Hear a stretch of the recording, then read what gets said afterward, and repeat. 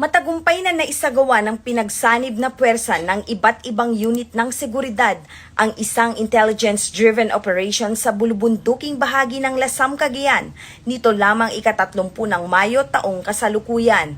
Pinangunahan ng 2nd Cagayan Provincial Mobile Force Company 3rd Platoon sa pangunguna ni Police Lieutenant Ronald S. Batad ang naturang operasyon katuwang ang mga operatiba mula sa 112 Special Action Company ng PNP SAF, Regional Mobile Force Battalion 2, Cagayan Provincial Explosive Ordnance Disposal and Canine Unit, Regional Intelligence Unit 2, Provincial Intelligence Unit, 17th Infantry Battalion Philippine Army at Lasam Municipal Police Station.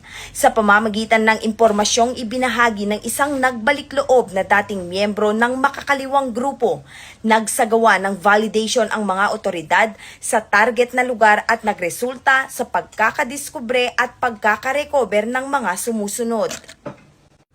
Improvised blasting caps, detonating cord, fuse time, 40mm high explosive cartridges, hand grenades, improvised anti-personnel mine component, iba't ibang bala para sa 5.56mm, 7.62mm at .38 caliber firearms, stranded wire, cellular phones, handheld radio, 5.56 magazines, improvised shotgun, 2 caliber .38 revolver, 12-volt welt cell battery at isang bandolier.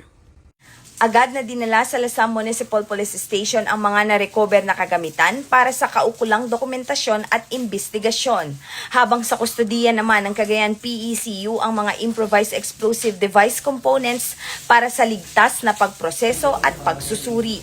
Ang operasyon ay bahagi ng patuloy na kampanya laban sa insurhensya at iba pang banta ng seguridad na naglalayong mapanatili ang kapayapaan at kaayusan sa lalawigan ng Cagayan. Hinihikayat naman ni Police Colonel Mardito G. Angulwan, Provincial Director, Cagayan Police Provincial Office, ang publiko na patuloy na makipagtulungan sa mga otoridad sa pamamagitan ng pagbibigay ng mahalagang impormasyon upang higit pang mapalakas ang mga operasyon laban sa mga banta sa seguridad at makamit ang mas ligtas at mas maayos na lalawigan ng Cagayan. Mula dito sa Lambak ng Cagayan, ako ang inyong PNN Correspondent, Patrolwoman Lainey Lorenzo, alagad ng batas, tagataguyod ng Balitang Pulis.